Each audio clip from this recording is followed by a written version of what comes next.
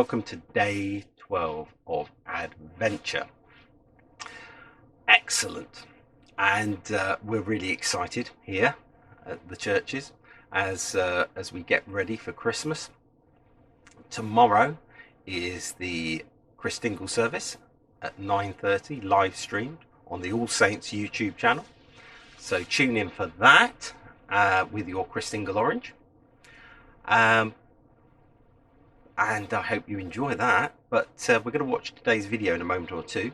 But I'm afraid I have to inflict the joke of the day upon you again. And today's joke is this. The only Christmas present that I got this year was a deck of sticky playing cards. Yes, I found that very hard to deal with. Yeah, again, another one that might need some explanation. Anyway, so let's get our boarding pass and head off to our next country, shall we? Where in the world are we going today? Today we're headed back to Canada, but this time the whole of Canada. Oh, hello, there you are. We've been waiting for you. Today we're going to find out how Christmas is celebrated in Canada. But first of all, we're waiting for our very special guide to arrive. I think I might be able to hear him coming. Ah, there he is. Now we're ready to start. Canada is in the very north of North America. It can be pretty cold there in winter. A large part of Canada is inside the Arctic Circle. Canada is the second largest country in the world. Russia is the largest.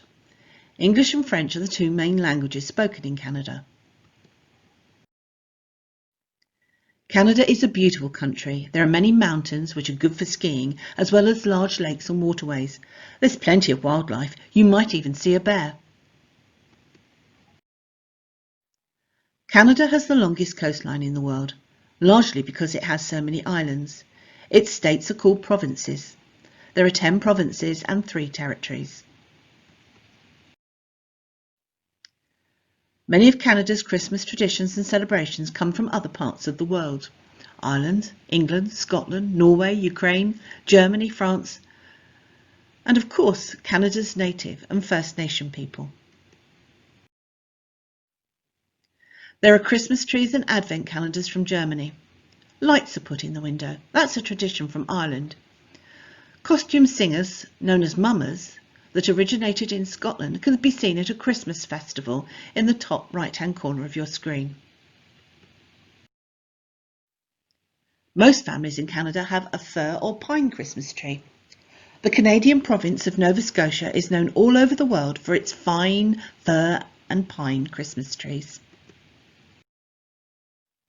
Christmas lights are put up inside and outside homes, much as they are here. At the Ontario Power Generation Winter Festival of Lights, 3 million bulbs are lit.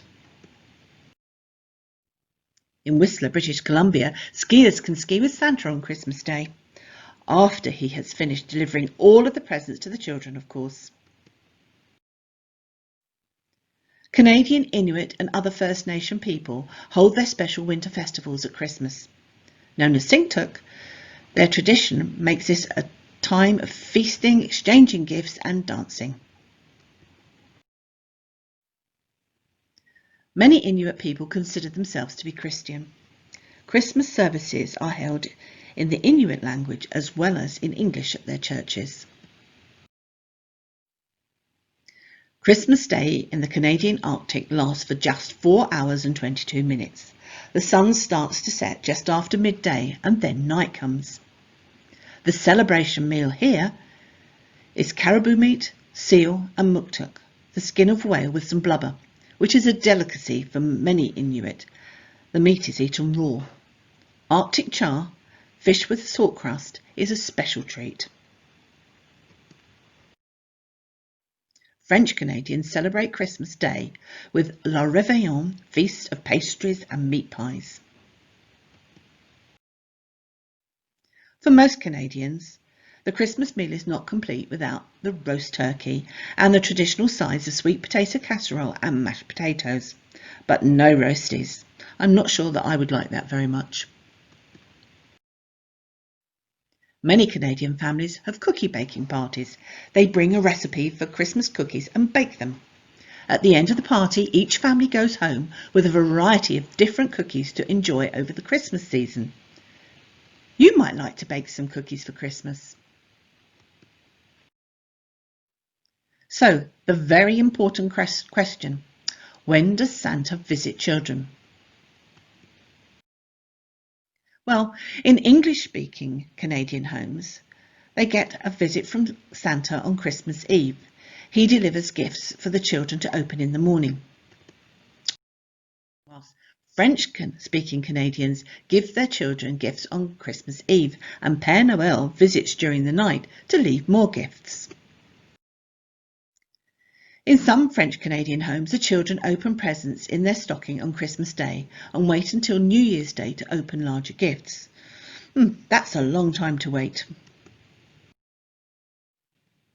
In French-speaking Quebec, people have nativity scenes in their homes and families attend a midnight service at church on Christmas Eve. The Canadian churches tell us Christmas is one of the holiest days of the Christian year. It begins a 12-day celebration of the birth of Jesus Christ. Christians all over Canada will celebrate the birth of Jesus by going to church services on Christmas Eve and Christmas Day.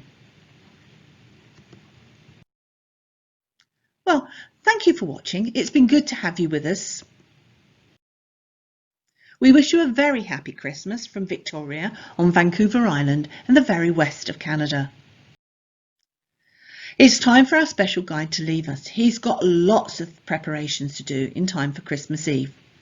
So we'll say goodbye for now. Goodbye. Well, thank you so much for that video. That was really, really great. And now it's time for today's question of the day.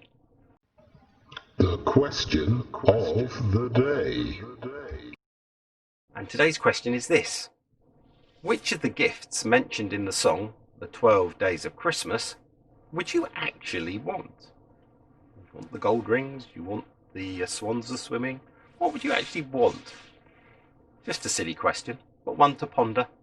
Ponder away.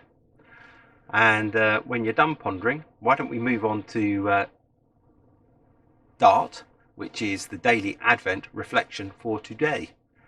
And as you do that, I'll say goodbye. See you tomorrow.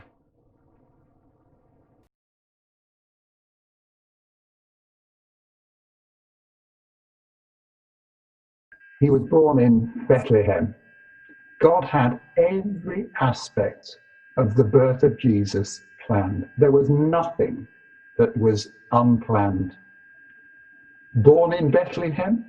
Yes, that is what was predicted and foretold by the Old Testament prophet Micah about 700 years earlier.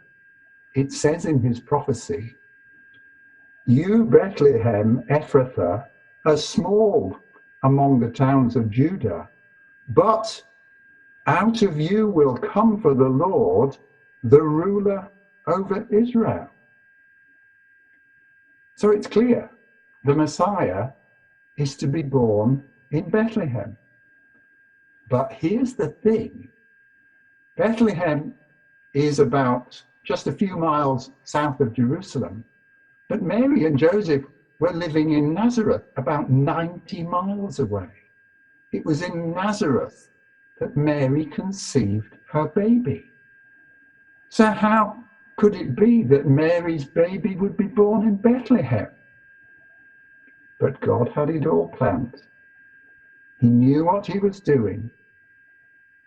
The Emperor Augustus called a census, and he commanded that every man had to go to his hometown to register. For Joseph, that was Bethlehem. So Mary and Joseph had to make that long journey. And so it was that in Bethlehem, Jesus the Messiah was born. God had everything planned.